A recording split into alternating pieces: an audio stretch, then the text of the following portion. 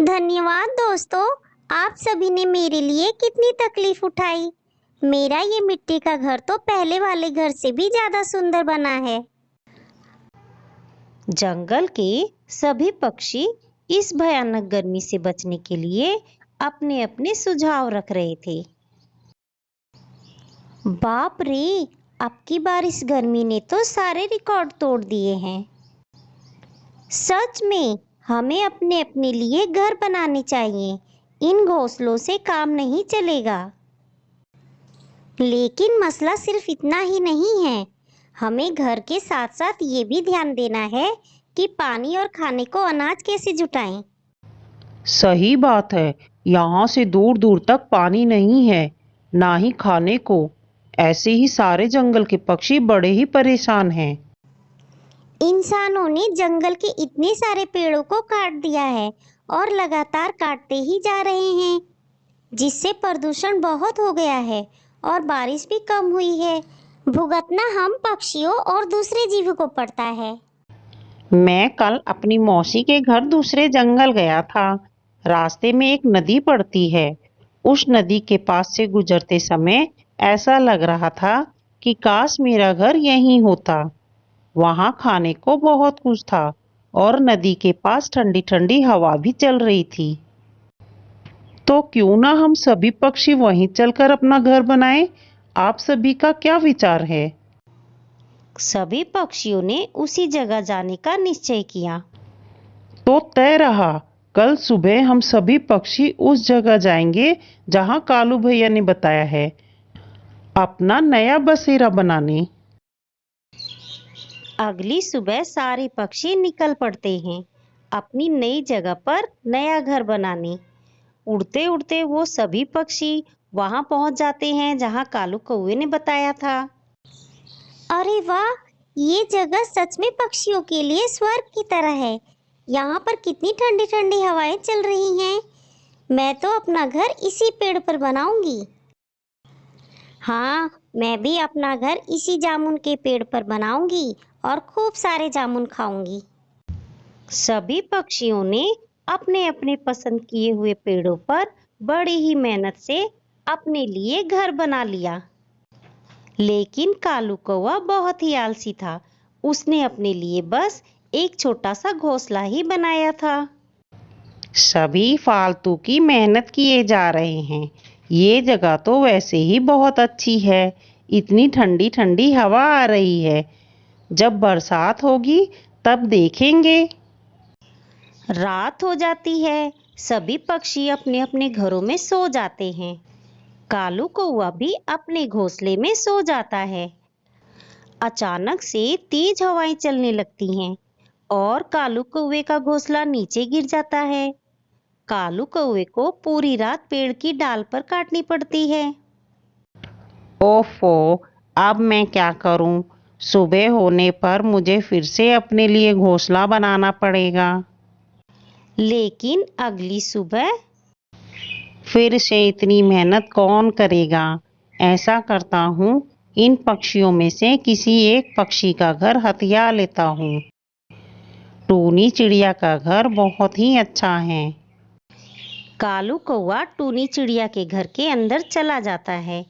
टूनी चिड़िया सुबह सुबह जंगल की सैर करने गई होती है। अरे वाह, ये घर तो बहुत ही अच्छा है। अब तो ये घर मेरा है। कालू कौवा घर का दरवाजा अंदर से बंद कर देता है। टूनी चिड़िया जब घर वापस आती है। अरे, ये दरवाजा अंदर से किसने बंद कर दिया? कौन है अंदर? अंदर कौन है? लेकिन कालू कौवे ने कोई जवाब नहीं दिया। शोर सुनकर सभी पक्षी टूनी चिड़िया के पास आ जाते हैं। क्या बात है टूनी चिड़िया, तुम सुबह सुबह किस पर चिल्ला रही हो? देखो ना गौरी कौवी, मैं सुबह टहलने जंगल गई थी और वापस आई तो मेरे घर का दरवाजा किसी ने अंदर से बंद किया हुआ है। कब से आवाजें लगा रही हूँ लेकिन कोई भी नहीं बोलता। पता नहीं अंदर कौन है। रुको, मैं देखता हूँ। कौन है अंदर? अंदर कौन है?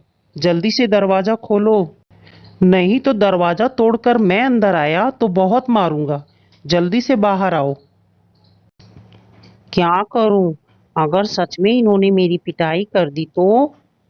इससे तो अच्छा है मैं बाहर चलता हूँ। कालू कौवा टूनी चिड़िया के घर के बाहर आ जाता है। अरे कालू भैया, तुम टूनी चिड़िया के घर के अंदर क्या कर रहे थे? मेरा घोंसला रात में तेज हवा के झोंके से नीचे गिर गया था। मैं रात भर नहीं सोया, इसीलिए मैंने सोचा टूनी चिड़िया के घर के अंदर सो जाता हूँ।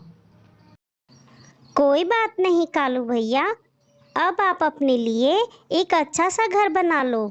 हम सभी पक्षी आपका घर बनवाने में आपकी मदद करेंगे। अरे नहीं नहीं, मैं घर वर नहीं बनाने वाला। कौन धूप में इतनी मेहनत करेगा? मैं तो अब इसी घर में रहूंगा। तुम अपने लिए एक दूसरा घर बना लो। क्या? मैं क्यों दूसरा घर बनाऊं? ये घर मेरा है। तो क्या हुआ, मैं इस घर में रहूंगा। आज से ये घर मेरा है। वैसे भी तुम पक्षियों को इस जगह का पता मैंने ही बताया था। अगर मैंने एक घर ले भी लिया तो कौन सी आफत आ गई? तुम पक्षियों को तो मेरा एहसान मानना चाहिए, जो इतनी अच्छी जगह तुम्हें मिली है, जहाँ न खाने की कमी है और ना ही पानी की। मुझे नींद आ रही है, मैं सोने जा रहा हूँ। आप शोर मत मचाना। इतना कहकर कालू कौवा घर के अंदर चला जाता है। टूनी चिड़िया रोने लगती है। मैंने कितनी मेहनत से अपने लिए ये घर बनाया था, अब मैं कहाँ रहूंगी? तुम रो मत बहन, हम सभी पक्षी तुम्हारा घर बनवाने में मदद करेंगे। तुम देखना, तुम्हारा घर इससे भी ज्यादा सुंदर बनेगा। हाँ, हम सभी तुम्हारा घर बनाएंगे। कालू कौवे ने हमें इस जगह का पता बताया था, इसी वजह से हम उसे कुछ नहीं कह पाए।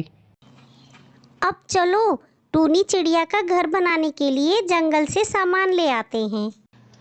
तभी मिट्ठू तोते की नजर नदी के पास पड़े मिट्टी के ढेर पर पड़ती है। क्यों ना हम इस मिट्टी से टूनी चिड़िया के लिए घर बनाएं? गर्मियों में मिट्टी का घर काफी ठंडा रहता है। सही कहा मिट्ठू भैया आपने। फिर क्या था, सोनू कबूतर और मिट्ठू तोता मिट्टी लाते, गौरी कौवी, टूनी चिड़िया और हरी तोती घर बनाती। सभी पक्षियों ने बड़ी मेहनत से एक प्यारा सा मिट्टी का घर बना दिया। टूनी चिड़िया बहुत खुश थी। धन्यवाद दोस्तों, आप सभी ने मेरे लिए कितनी तकलीफ उठाई। मेरा ये मिट्टी का घर तो पहले वाले घर से भी ज़्यादा सुंदर बना है। हाँ, अगली गर्मियों में मैं भी अपने लिए ऐसा ही मिट्टी का घर बनाऊंगी। हाँ, हम सभी पक्षी अपने लिए मिट्टी का घर बनाएंगे। लेकिन मैं तो सोच रहा हूँ कि मैं इसी घर में रहूं। टूनी चिड़िया, तुम अपने लिए दूसरा घर बना लो। टूनी चिड़िया के चेहरे का रंग उड़ जाता है। दूसरे ही पल सोनू कबूतर जोर जोर से हंसने लगता है। सोनू कबूतर के इस मजाक से खुशनुमा माहौल बन जाता है। लेकिन कालू कौवा ये सब कुछ दूर से देख रहा होता है। अब कालू कौवे से कोई भी बात नहीं करता था। मन ही मन कालू कौवा अपनी भूल के लिए पछता रहा था। सभी कितने खुश हैं, सब एक साथ रहते हैं। अगर मैंने टूनी चिड़िया का घर नहीं लिया होता तो सभी पक्षी मेरे साथ होते, और मैं चाहता तो ऐसा मिट्टी का घर मेरा होता। अब शायद कोई भी मुझसे बात नहीं करेगा। उस दिन के बाद से सभी पक्षी एक साथ मिलजुल कर रहने लगे। टूनी चिड़िया अपने ठंडे ठंडे मिट्टी के घर में खुशी खुशी रहने लगी।